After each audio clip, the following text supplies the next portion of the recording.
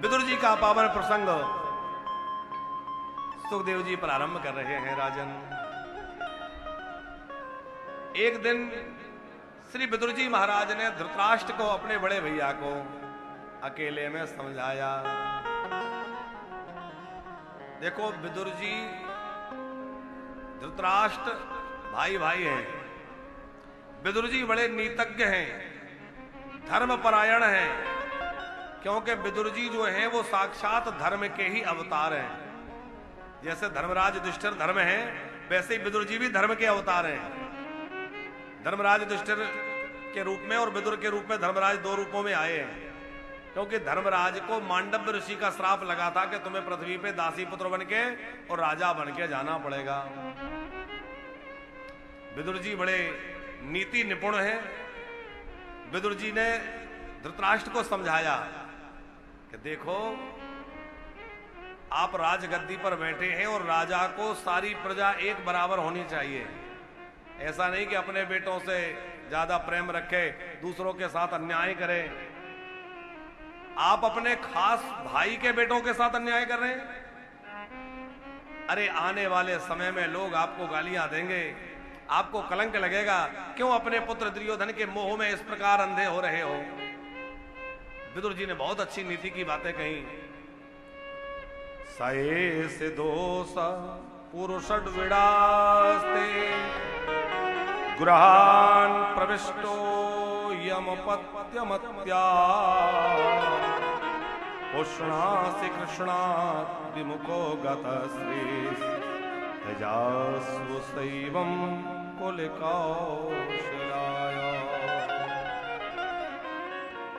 विदुर जी कह रहे हैं, हे बड़े भैया धृतराष्ट्र, आप इस पुत्र दुर्योधन के मोह में इतने अंधे मत होइए कि न्याय की गद्दी पर बैठकर आप अन्याय करें। अपने भाई पांडु के पुत्र पांडवों से अन्याय मत करिए। बहुत समझाया,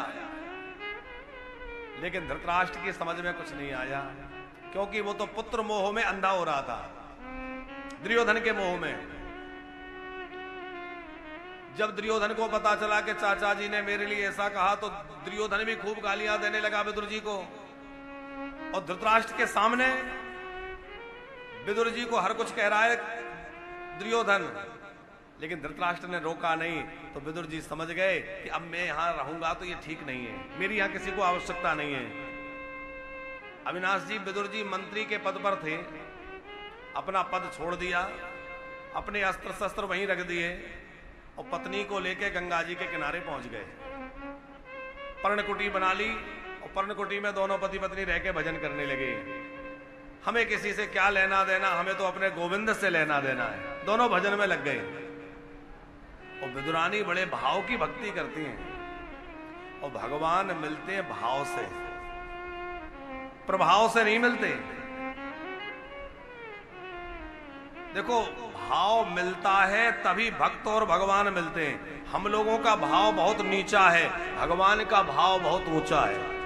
तो वो अपने भाव को थोड़ा नीचे लाएं और अपने भाव को हम लोग ऊपर उठाएं। एक आदमी बाजार में कुछ खरीदने गया। कितने का है? उसने कहा 100 रुपए का। अरे, तो बहुत महंगा है, हम तो 25 देंगे। अब वो 100 रुपए कह रहा है, हम 25 कह रहे हैं, क्या वस्तु खरीदी जाएगी? वो कहे कि भैया देखो, लेने देने की बात करो, 25 तो बहुत कम है, ऐसा करो 75 दो। आप कहे कि नहीं 35 देंगे। अरे 60 दे देना। बोले नहीं 40। अब होते करते उसने कहा कि चलो 50 में ले जाओ। हमने भी सोचा कि चलो 50 लायक तो है, 50 में ले लें। तो दोनों थोड़ा थोड़ा घटे बढ़े ना, और दोनों का भाव एक हुआ। उसने कहा मेरा भाव 50, हमने भी अपना भाव 50 पे टिका लिया। तो वस्तु खरीद ली गई कि नहीं? तो वस्तु कब खरीदी गई? जब दोनों के भाव मिल गए। इसी प्रकार भगवान कब मिलेंगे? जब भक्त और भगवान दोनों का भाव मिल जाएगा तो ही भगवान मिलेंगे, वैसे भगवान मिलने वाले नहीं है।